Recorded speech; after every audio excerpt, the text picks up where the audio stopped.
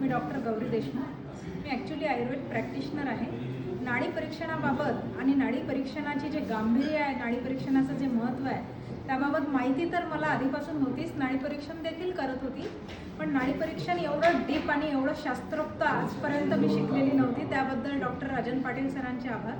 खरं म्हणजे आयुर्वेदामध्ये चरक आचार्यांनी 4 प्रकारे वैद्याचे गुणधर्म सांगितलेले आहे. त्यातला पहिला प्रकार जो आहे दक्ष आणि कल्पक. तर खरंच नाडी परीक्षणाबाबत आपण सायकोलॉजिकल स्पिरिच्युअल लेवलपर्यंत, एवढ्या डीप लेवल्सपर्यंत नाडी परीक्षण करू शकतो. तर वैद्याचे हे 2 गुण आज मला मिळाल्यासारखे वाटत आहे.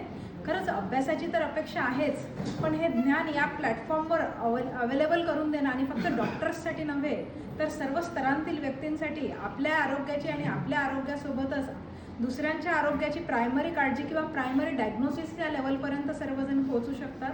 त्याबाबत मी या प्लॅटफॉर्मचे, आपल्या राजन पाटील सरांचे, तुमच्या सर्व टीमचे आभार मानते आणि धन्यवाद.